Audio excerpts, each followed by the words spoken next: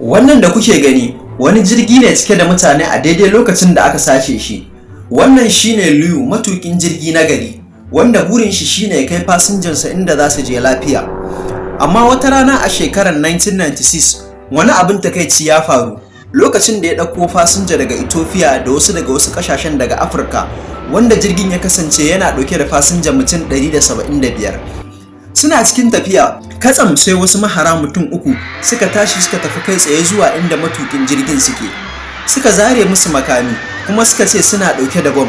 Suka tilasta wa matukin jirgin Captain Lee ya kai su zuwa Australia.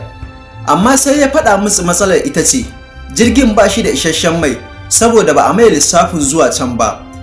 Duk yadda Liu ya yi domin ya ganar da su ya fahimtar da su, suka ƙi su saurare shi. Ba yadda ya iya, haka ya juya zuwa Australia. Bayan wasu sa'o'i sai mai ya fara ƙarewa. Injin farko ya tsaya, daga baya ma na biyu ya tsaya, sai jirgi ya fara shawagi a sama saboda babu isasshen mai. Sai Liu ya sanar da fasinjojinsa wanda suka kasance sun kamu da tsoro da firgici domin ya kwantar musu da hankali. Sai ya ce musu za su yi saukar gaggawa a cikin teku kusa da tsibirin Comoros.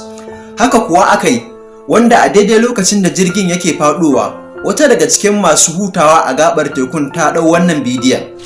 A ƙarshe dai jirgin ya faɗo, ya rabe biyu, kuma daga cikin mutum 175, mutane 50 ne kawai suka tsira, ciki har da jarumin matukin jirgi Captain Lee.